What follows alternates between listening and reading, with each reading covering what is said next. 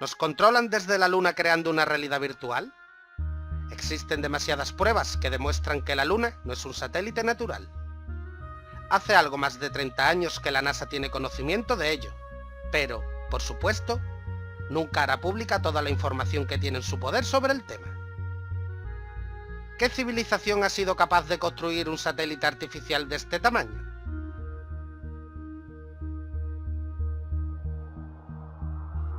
En los textos antiguos se menciona que hubo un tiempo en que no hubo luna. La luna es el grillete que mantiene esclavizada nuestra mente, que es la que crea la realidad en la que vivimos. Y desde la luna nos controlan, creando una falsa realidad. Vivimos en un holograma.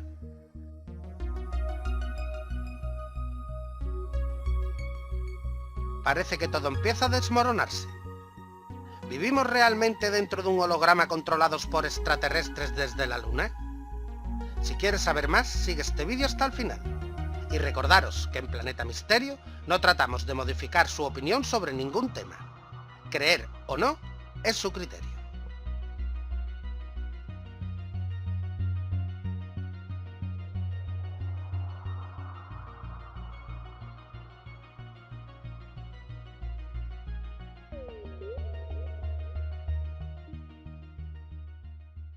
The moon's not real in the sense that we think it is. And bingo, within two or 3 minutes or less, I'd found this book, Who Built the Moon, by two researchers who've written other books. One of them an investigation into Freemasonry. And this book details the extraordinary anomalies relating to the moon. And they came to the conclusion, and I absolutely bloody agree with them, and a bit more than that too, as I'll come to later, that this is what we're looking at. The geometrical connections and everything, and the mathematics and the relationship between them in terms of size and position is just mind-blowing. And what I'm suggesting, and I'm not alone over the years at this level of it, I think I might be alone at the next bit, I'll come to in a second, or a few minutes. I've been there before, I don't mind. Is that the moon is actually a hollowed-out planetoid by a very, very advanced race, and it was brought here to take the Earth over. And what they do, there seems to be a modus operandi. They bring these moons in, and as they bring them in, they fundamentally affect the Earth. I mean, the Earth is at the spin it is, and is at the angle it is because of the moon. Massively so, anyway, because of the moon. So when they come in, bingo, things change, and the society that was there before ain't there anymore. And then gradually they take them over in ways that I'll come to. So when the moon came in, and again, it's so important to come back from the holographic world to the base construct. We see a solid moon, yes, in the play-out world. But back here, it is an energetic construct in the metaphysical universe. And as it came in, and other things that happened, which I talk about in the book, it created this distortion in the information construct of the waveform information base of this universe. And as it did so, it was played out here in all this catastrophe and stuff that I talked about and the ancients talk about. It was played out as this great geological catastrophe and the great flood and all the rest of it. And what is a common theme that they talk about, the ancients, in relation to this? The earth turned over. And you think, how the freaking hell can the earth turn over? Well, what happened? What happened when the moon came in, the earth turned over? It's at an angle that it is today because of the moon. And so the distortion brought an end to the world that was there before, and we basically went back to rubbing sticks together because of what happened. And that distortion was played out in the human mind, the human perception, the human psyche, and we completely changed our perception of the world and who we are, where we are. So in Who Built the Moon, like I say, I do recommend it, the way it looks at the anomalies and everything, and the connections between these three bodies. And these mathematical, geometrical connections only apply to these three bodies in the solar system. They don't play out against the other planets, just these three. And the moon is so perfectly positioned that because of where it is, when we have an eclipse, it is the same size as the sun. That's why we have the eclipse. And the authors of Who Built the Moon say this: the moon is bigger than it should be, apparently older than it should be, and much lighter in mass than it should be. It occupies an unlikely orbit and is so extraordinary that all existing explanations for its presence are fraught with difficulties, and none of them could be considered remotely watertight. When you go on and you say, where'd the moon come from, you get this story. And like so much in what we call science, that people take it as fact, it's actually a theory which repeated becomes fact. But then you go back and you find that it's a theory. And the first one is the moon was created by what's known as the whack theory, or the big whack theory. And that is that a Mars-type planet came in, smacked the Earth, great chunk came off, and became the moon. When the physics of that didn't work out, they came up with the double whack theory, where the Mars-type planet hit the Earth, bit comes off or whatever, and then the Mars-type planet thinks, well, I'll give him one with the right, I'll give you one with the left, comes back and whacks it again, the old one too. Talk about bloody desperate. And the truth is, and honest scientists will tell you, they have no bloody clue where the moon come from, and it shouldn't, by physics, be there. This guy, Isaac Asimov, a Russian professor of biochemistry, did a lot of writing on this sort of stuff, and he said this, quite rightly: we cannot help but come to the conclusion that the moon by rights ought not to be there. The fact that it is one of those strokes of luck almost too good to accept. Small planets such as Earth with weak gravitational fields might well lack satellites. In general, then, when a planet does have satellites, those satellites are much smaller than the planet itself.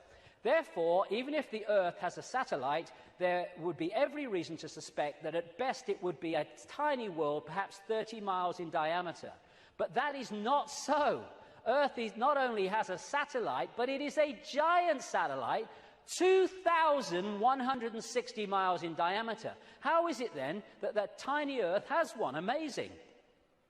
Some scientists don't even talk about a planet-satellite relationship, but a planet-planet relationship.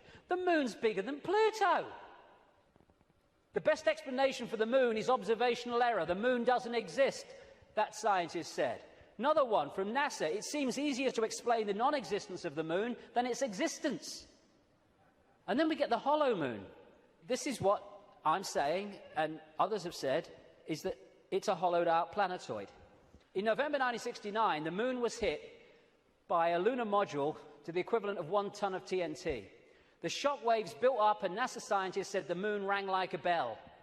Maurice Ewing, a co-director of the seismic experiment, told the news conference, "As for the meaning of it, I'd rather not make an interpretation right now, but it is as though someone had struck a bell, say in the belfry of a church, a single blow, and found that the reverberation from it continued for 30 minutes.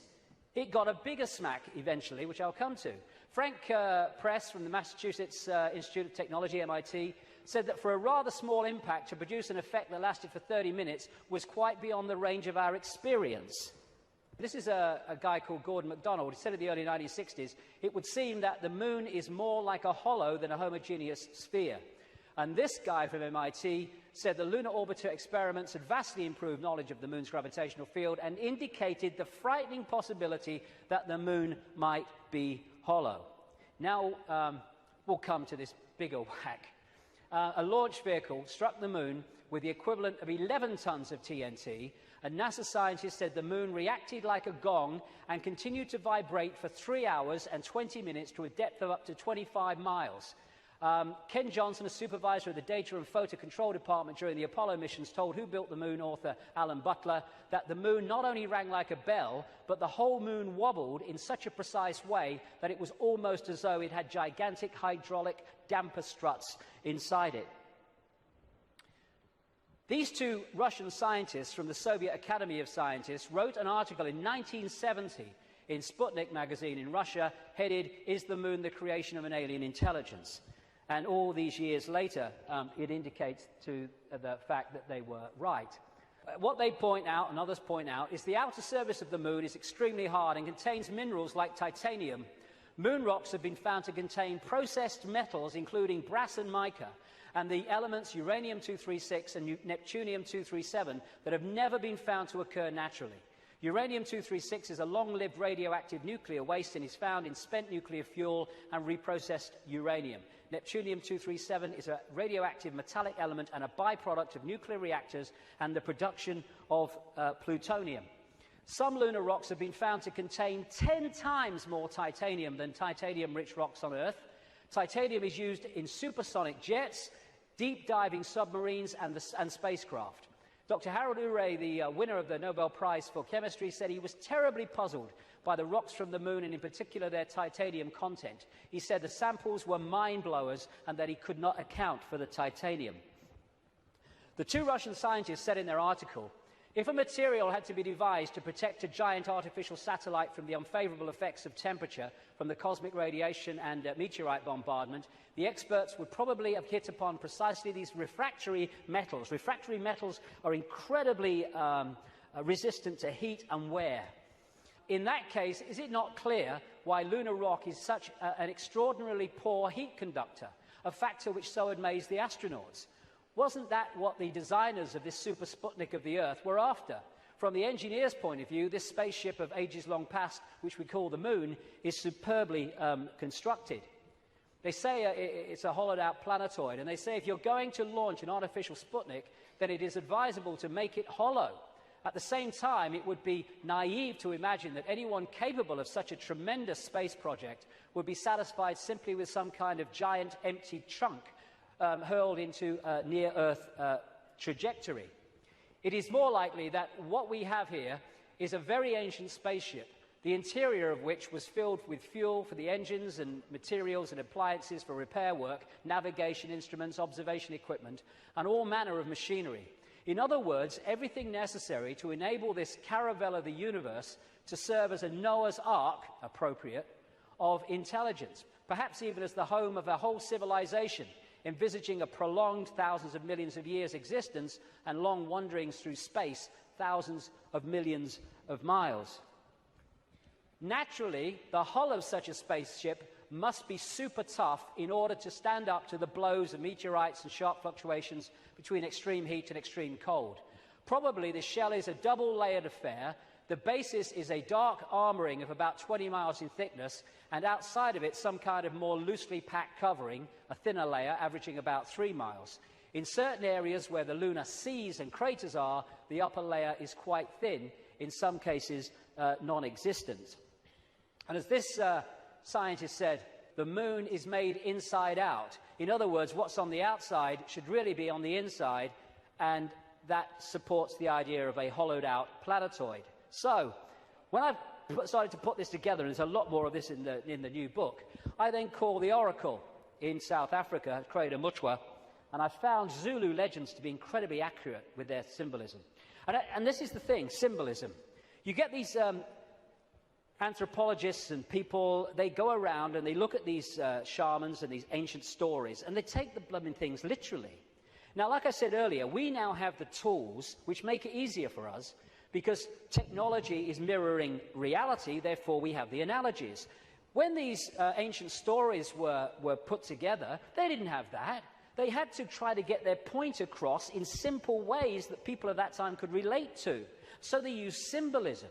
So when I read around Creda Mutwa, I didn't tell him anything that I'd put together or come across or thought. I just said to him, can you tell me any Zulu legends about the moon? And he said, yes, we consider the moon to be an egg. Now, when you take that literally, you say the moon's an egg, the anthropologists, the primitive people you know. But no, they symbolize it as an egg for a reason. And this is what he said. The legends, the Zulu legends, say that the moon was brought here hundreds of generations ago by two brothers, Wawani and Umpanku, who were the leaders of the Chitahuri. They were known as the Water Brothers and had, quote, scaly skin like a fish. Now, this story relates almost exactly to the stories found on ancient clay tablets in what is now Iraq, Sumerian accounts of the Anunnaki, a non-human race I would say reptilian race, that came to the Earth in the same way that other parts of the world, in the ancient world, talk about. And the Anunnaki, according to these accounts, were led by two brothers called Enki and Enlil. And at least one of them, Enki, was symbolized under another name too as in relation to water, exactly the same as this. Zulu legends tell of how Wawani and Mpanku stole the moon in the form of an egg, and this is why they symbolize an egg, not because they're primitive, from the great fire dragon and emptied out the yolk until it was hollow. They then rolled the moon across the sky to the Earth and caused cataclysmic events on this planet. Zulu legends also say that the Chitauri threatened to move the moon if humans didn't do what they said because of the devastation that would cause.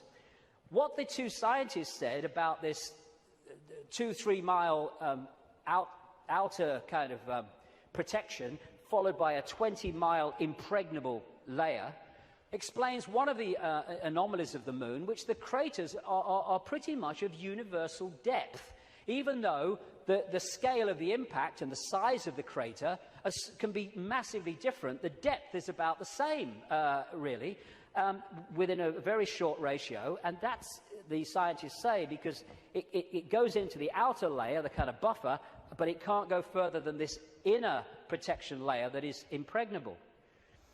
This guy, Don Wilson, wrote a book in the 70s called Our Mysterious Spaceship Moon, and these are some of the anomalies that he lists, and there are others that can be explained by what we're talking about. Why the moon is a freak world, too big and too far out to be a natural satellite of Earth. Why the moon has such shallow craters. Why some moon rocks are older than Earth and as old, at least, as the solar system. Why the moon seems inside out. Why the moon vibrates like a huge gong, transmitting tremors great distances around and through itself. How the moon can produce so many contradictions of data and findings. And I think it was in 2001, there was a series of people who spoke at the National Press Club in Washington, who were insiders of government projects and space projects, etc., who came out to give evidence on things that they saw and were covered up and have never come to light. And one of them was this man, Sergeant Carl Wolf. He was a precision electronics photographic equipment engineer based at the Langley Air Force Base in Virginia. That's the CIA Air Force Base. One of the planes in 9/11 flew out of that and never got there, weren't meant to. But what he told at the press club was that he was called across to part of this base where they were putting together what they called mosaics. As the craft were flying over the moon and photographing it, they were taking different photographs and piecing them together to complete the landscape. And they had a technical problem, so he went over to try to help them out with it. And then a guy there who was working with his mosaics showed him something of interest. And this is what he said at that presentation in Washington. Then he pulled out one of these mosaics and showed this base, which had geometrical shapes that were towers. They were spherical buildings, they were tall towers and things that looked somewhat like radar dishes, but they were large structures. If I compare it to what I have seen now, because I do have photographs that have artifacts in them that are similar to what I saw, they're massive. And this is a thing, you think about the moon, massive. This is a thing that comes up. The structures and technology and, if you like, spaceships that these people work with, some of them are absolutely enormous, beyond our comprehension, because they've crossed that Rubicon of understanding how reality works and therefore what possibility is. Some of these structures are half a mile in size. They're huge structures. Some of the buildings seem to have very reflective surfaces on them. A couple of structures that I saw reminded me of cooling towers at power generating plants. They had that sort of shape. Some of them were just very, very straight and tall with a flat top. Some of them were round. Some of them looked like Quonset huts and with a dome, a kind of like a greenhouse. The particular shot that I saw, there were several clustered together over the landscape, a fairly large landscape. And other people at that press club presentation talked about how NASA systematically smudged out or removed any non-natural artifacts that they showed on the surface of the moon. And this documentary called Moon Rising, you can watch it on YouTube, I think, looked at photographs taken by something called the Clementine mission in 1994, I think it was, which took 1.8 million photographs, digital photographs of the moon. And you see the way that some things on the landscape were just blocked out. I mean, what's behind this? There's loads of these things which they've blocked them out. And then there's this, which has been smudged out. If you take it from another angle, there it is. What the heck is that? One of the kind of astounding things in this documentary is that they said they took this picture to a photographic expert who's worked with NASA, and he estimated that this was 10 times the size of Los Angeles. Because you're dealing with phenomenal understanding of how to create this technology. Because of the understanding of reality. And whatever it is, it certainly doesn't seem to be natural. You've got all these other things kind of smudged out, and you can only see even the smudging in close-up. And what I came across when I was putting this together is the Death Star in Star Wars. Now, George Lucas, as I've been saying in my books for years, is a massive insider in a galaxy far, far away. I don't think so. I don't think so. This is much closer to home. And, of course, in the Star Wars movies, the Death Star it looks very much, of course, like the moon, and it was constructed to move in on planets and take them over in the same bloody way that I'm talking about in relation to the moon, and there's more to know too. In many ways, this is so symbolic of what we're looking at here, and that's no accident with George Lucas involved. And interestingly, this is Mimas, a genuine moon of Saturn, and there's the Death Star. I found that quite interesting when you put them together. Anyway, there was also talk, and more recently there's been further talk in the last few weeks, that one of the moons of Mars, Phobos, is a hollowed-out asteroid. This guy said a long time ago, in '63, chief of applied mathematics at NASA, that Phobos might be a colossal base orbiting Mars, and like I say, that's come back into the debate that it could be. And again, one of the Star Trek episodes was about a hollowed-out planetoid that became, in effect, a spacecraft, a world, and inside it. And so much of this science fiction that puts this stuff in our face as fiction ain't fiction at all. They're getting it from fact. So, like I say, there's not just incredible synchronicity in mathematics and size and position between these three bodies, but as the authors of Who Built the Moon point out, there's great synchronicity between things like Stonehenge and other megalithic structures and these three bodies, particularly the moon. And one of the things they point out is that the measurement, which a guy called Alexander Thom came up with, an engineer who studied all these sites in Britain and Europe, like Stonehenge, called the megalithic yard, which is a kind of a certain length. And he said that all these major, especially Stonehenge and things like that, broke down into these megalithic yard mathematics. And what the authors of this book are saying is that the moon breaks down to the same mathematics, which is what they say. This all seemed very odd. The megalithic structures that were built across Western Europe were frequently used to observe the movements of the sun and the moon. But how could the unit of measure upon which these structures were based be so beautifully integer to the circumference of these bodies as well as the Earth? Well, maybe because those that built Stonehenge and these megalithic structures in the ancient world, some of which we'd struggle to build now, were also those controlling the moon. And okay, this could be controversial, but, you know, I've been known to be. I think that these structures were put there to suppress the Earth's energy grid for reasons I'll come to in a moment, because we are interacting with this energy field all the time. And how do you control all the fish at once? You control the sea they're swimming in. And the way to control humanity and suppress humanity is to suppress the energy field and the energy and information available in that field that we can access. And these fantastic structures were not done by humans alone, let's say that. Now this is where I am probably alone for the moment. I don't think I will be forever, but there you go. When I was, I do this more in detail in the book, but I'm trying to connect dots here. What I came across when I was putting all this together, again, was something I've termed the moon matrix.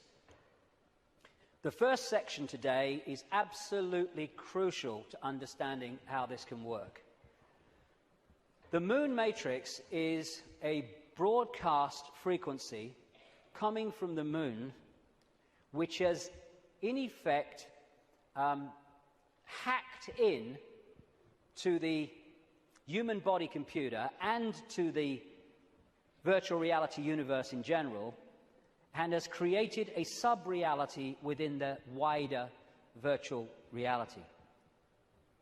Because, I keep saying it, but it's important, we see the moon as physical, but actually its base construct, like everything else in this reality, is waveform information.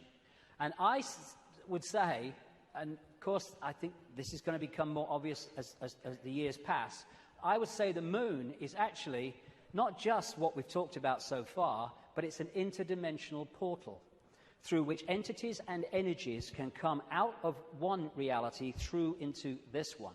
It's their means of entry. Its position, so perfect, as you'll see if you read not just my new book, but Who Built the Moon, its position in relation to the moon and the sun is so perfect because that has an effect on creating this sub-reality. I'm saying that this frequency is broadcast from the moon and has created a sub-reality which we are constantly decoding, and that the genetic manipulation of humanity, so widely described by the ancients, was to take this body computer and tune it in, connect it to this frequency range I'm calling the moon matrix. This is Neil Haig's concept of moonopoly. This is the world, the structure that we are experiencing. This box, recurring, round and round, limited world. And I am suggesting that we are being massively influenced. In fact, we have been turned into a hive mind by these broadcasts, which are holding us in a sense of limitation, to the point where it operates as a default mechanism. Soon as you start to awaken, if you don't keep it going and stick with it, then you'll default back, because the pressure of this moon matrix is pushing us into this tiny sense of limitation. So what virtual realities do is they basically hijack the five senses and get them to decode the information in the computer game and take it into reality. I'm saying that this moon matrix has done exactly the same, and it is part of the modus operandi of how planets have taken over in this way. Our five senses have been locked into something else, and we're decoding a fake reality. Basically, we are connected to this symbolically, which is a hive mind, which is why we are so herd-like when we weren't before. And if people are going, "Oh, okay, what?" Just stick with me, because the layers will go on. What I've been talking about today is the fact that this base vibration from the black holes goes through this cycle, and it elicits different information in the form of photons from the suns, which we decode, and the reality changes. We go through different epochs. What I'm saying is that this moon matrix has hacked in to that photon energy stream and has done what the Chinese authorities have done to the computer system in China. They have stopped us accessing vast amounts of the virtual reality universe that we used to before. Now, if anyone thinks this is fantastic, that we could see things that aren't really there and not see things that aren't there, this is a New Scientist. America has just switched from analog to digital television. In the short time of about a year that the analog frequencies are not being accessed because they're going to be filled up by other things like mobile phones, suddenly, for the first time, scientists can see and connect with radio waves from galaxies they couldn't before. Why couldn't they do it before? Because we were watching the flipping telly. Prior to the switchover in America, naturally occurring radio waves at frequencies between 700 and 800 megahertz were obscured by analog TV signals, preventing astronomers from investigating the universe using this band. The freeing up of this bandwidth is a once-in-a-lifetime opportunity to see galaxies in this range. Now, you imagine what is capable by this high technology in blocking frequencies so we can't perceive what's there and we perceive things that aren't there. That's what this is doing, I suggest. And I'll add more detail as we go along. In effect, we're operating within a bubble, a virtual reality bubble, within the wider virtual reality universe. And it's connecting in through our crystalline receiver transmission system, same with the Earth, and creating this situation where we are decoding a world that may even not be there, who knows, but certainly is different to the world we think it is. And we go back to this more accurately now. The matrix, I would say the moon matrix, is everywhere. It is all around us, even now in this very room. You can see it when you look out of your window and you turn on your television. You can feel it when you go to work, when you go to church, when you pay your taxes. It is the world that has been pulled over your eyes to blind you from the truth. What truth? You are a slave, Neo. Like everyone else, you were born into bondage, born into a prison. You cannot smell, taste, or touch. A prison for your mind. I would say that prison for your mind is the moon matrix, which has put us in a vibrational prison that we can only break out of by becoming conscious and therefore vibrating beyond the walls of the moon matrix, which is a frequency range. And if we're not held in that frequency range, that's why society is structured as it is, with its stress and its fear and its war and its conflict, then we start to break out of its perception prison and we start to say, bloody hell, why didn't I see this before? Because you were there, constantly decoding this thing. Now, like I was just saying, never mind what I've just said about some moon matrix, never mind that. Even by its very position, the moon is fundamentally affecting human behavior and human perception, because the moon is affecting the Earth tilt, the Earth spin, affecting the Earth oceans, therefore it's affecting us. We're 60-70% water, we must be affected by it. And also, and here we come back to the importance of the first section today, it's also fundamentally affecting the endocrine system, which connects us to the chakra system, which connects us to out there, part of which is the third eye. It affects the hormones that we secrete, which fundamentally affect human behavior, human health, human perception. Not with any matrix, just by being there. And it fundamentally affects this, the pituitary and the pineal gland that give us the sixth sense ability to see beyond the five senses. And what it has done, it has shut down, in so many people, on purpose, the third eye, which in our previous pre-domination mode, we used to perceive vast areas of reality beyond which we can now. Moon comes from moon. The moon, of course, as it goes around, fundamentally affects our perception of time. We have moons because of the moon. It's a monarchy. It's a hybrid monarchy. And one of the major ways they control us, seems to be a modus operandi again, is money. Controlled by the Rothschilds. Now, I saw a film, some years ago, called They Live. It was a B-movie, and it was not just produced and directed, he wrote the music, every bloody thing, by a guy called John Carpenter. You follow John Carpenter's movie-making history, and you will see that he bloody knows a great deal. He'll say he doesn't, he bloody knows a great deal. He does movies in horrors and Satanism and all this stuff, and he did this movie called They Live, and I thought it was very symbolically accurate when I first saw it, but now it's unbelievably accurate. For those who haven't seen it, you go on YouTube, put John Carpenter They Live in, you can see it in sections still today. The story was this. It was set in the future, but the future was about now, because it was a few years ago now. There was a massive economic depression, and this guy comes along with his tools on his back. He's walking around America trying to find a job in the building industry. He gets a short-term one at this building site. At the end of the day, one of the other builders said, do you have anywhere to stay? Because there's a massive economic depression. People are living in tent cities and corrugated iron makeshift villages on wasteland. Exactly what's happening in America now, incidentally.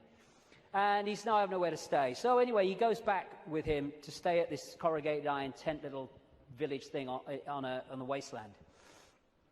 And he starts getting interested because there's things going on across the church, across the way, that seem very strange to him.